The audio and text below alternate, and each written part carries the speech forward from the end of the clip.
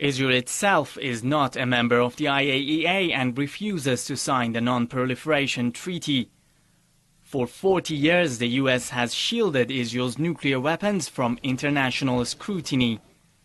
The US has over 3,500 operational nuclear warheads, and Israel is believed to have around 200 to 400 warheads.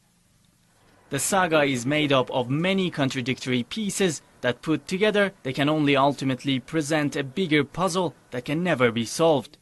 The resulting conundrum casts further serious doubts on world bodies' motives. The contradictory stance of possessing nuclear weapons. That's what we want to find out. Let me introduce our guest. The American philosopher of science, James Fetzer, joins us from Madison, Wisconsin. We have political analyst Omar Nashabi joining us from Beirut. And from the Crescent and Cross Solidarity Movements, Mark Glenn joins us from Idaho via Skype. Mark Glenn, I'd like to first go to you and open the discussion with U.S. plans of a new nuclear bomb. It's called the B-61-12. It consolidates 4 existing versions of the B-61 into one, with explosive power equivalent to 50,000 tons of TNT. To say nothing of the radiation compared to the Hiroshima bomb, which had a minuscule amount of that power. The United States, in position of this and the 3,500 operational nuclear warheads, how can they come out and then accuse other countries, such as Iran, of pursuing, which Iran has denied, of nuclear warheads? Well, you make a very good point, Kaveh, which is that the United States, of all political entities, has no business lecturing anybody on nuclear power. After all, we are the only country in history to have used nuclear weapons against another nation. And the 2 cities that it was used against were not considered military viable targets. And so the last entity on earth that should be lecturing anyone on nuclear power is the United States. Number 2, what I would point out is that what makes this development all the more ominous is that the United States has joined at the hip with a country, the only country around the world, as a matter of fact, that has, as part of its nuclear strategy, the plans to destroy the entire world if her precious little experiment in Jewish self-rule in the Middle East looks like it's going to fall apart. So what other country in the world, we hear all the time about the dangers of a nuclear Iran, but Iran has not threatened to blow up the entire world if she doesn't get her way. Only Israel has done this. So this is a very timely event that the news is coming out that the United States is developing this weapon, which, let's call it for what it is. It is a doomsday weapon. It is meant to kill millions of people in one fell swoop. And so this is very timely that this is happening right now, particularly as the United States is breaking all records in trying to prevent another nation, an Islamic nation, from just developing nuclear power that she would use for peaceful purposes. Right, and you mentioned Israel there, Mark Glenn, and I'd like to ask you, James Fetzer, when it comes to Israel, well, we can only go by estimates, anywhere from 150 to 400 nuclear warheads, because it doesn't allow the IAEA inspectors in its facilities. It's not a signatory of the NPT. It gets U.S. weapons and financial aid, and it has test-fired a missile recently said to be capable of carrying a nuclear warhead and reaching Iranian territory. So how do you explain this, in this case in point Israel? Well, the situation is completely absurd. Israel does have a vast stock of nuclear weapons and has refused to allow inspections. There's the predicated assumption that Iran is not entitled to have nuclear weapons, but in fact it would bring greater stability to the Middle East if Iran did have them. Recall the era of mutually assured destruction, where the Soviet Union had thousands of ICBMs with nuclear warheads, hydrogen included, with a standoff with the United States in which there was a long period known as the Cold War. Similar stability could be brought to the Middle East. After all, if Iran had such weapons, they could not possibly use them offensively without running the risk of national annihilation. And there is a further consideration here, too, which is that an attack on Iran's nuclear facilities would bring about an estimated 1 million deaths outright and another 35 million premature deaths as the contamination cloud spread across Afghanistan, Pakistan, and India.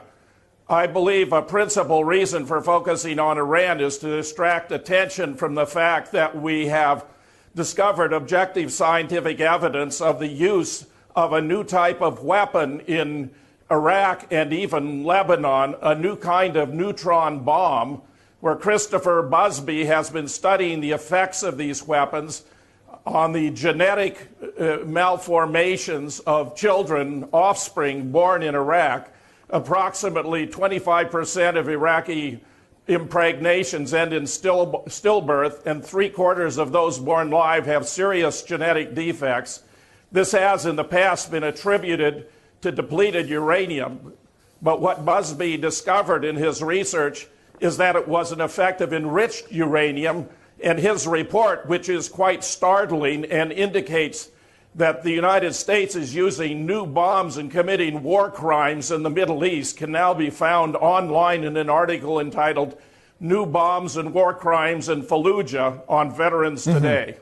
Well, then, given these facts that were not only we presented, that you also referred to there, James Fetzer, Omar Nashbi, why is it that the U.S. President's nuclear posture review, Barack Obama's nuclear posture review, singles out only one non-nuclear armed country, Iran, as a possible target for U.S.'s nuclear attack, not to mention, of course, Israel's repeated threats, especially the recent ones? Well, I can't stop thinking of the weapons of mass destruction in Iraq and the whole episode that the world went through during the 90s, when there was so much talk about weapons of that mass destruction, and then there was all this destruction in Iraq, and there was no sign of any weapons of mass destruction until today. And I think this is the American policy. It's to actually use these preparations to actually assault another nation and aggress another nation, and to actually claim that there are weapons of mass destruction, nuclear weapons, and in fact they had created this labeling of the axis of evil, so they have to prove that these nations are evil nations, and to do that they actually accuse them of owning weapons of mass destruction and nuclear weapons, and that's what I keep thinking about. But there's another point that should be raised perhaps, is this correlation and this timing between the Israeli threats and the report that came out of the IAEA. The Israeli threats have been going on for the past 2 weeks intensively, and they've been discussing in the Israeli media, and we've been following on that, and they've been discussing, they did a poll, in fact, if the Israeli people are with bombing Iran or bombing nuclear sites in Iran, and there was a result published by an Israeli newspaper called Haaretz. It's 52% of the Israelis. And then to actually increase this number, the report of IAEA came out. Now, this raises serious questions and concerns of what was raised in the report, that the Israeli intelligence agencies provided the IAEA with information that the IAEA deemed of concern, I quote. And when they deem this information as information of concern, this is by no means conclusive that Iran is working on weapons of mass destruction or a nuclear bomb. Now, this is the accusation, and I think that Iran has made it clear. It has opened the locations inside Iran for observers. They have inspected it. There's a long report that came out last year, and that proves and that shows clearly with adequate information and details that the Iranian nuclear project is for peaceful means and for economic objectives and scientific objectives, and it's not for creating a nuclear bomb. And I don't think Iran is ashamed, or if Iran was building a nuclear bomb, I think the Islamic Republic of Iran would be proud to say it. It's as simple as that. Well, they have not said that, and it's quite interesting that You have, based on what you mentioned there, Israel providing the IAEA, which it doesn't allow in its nuclear facility, with information against Iran.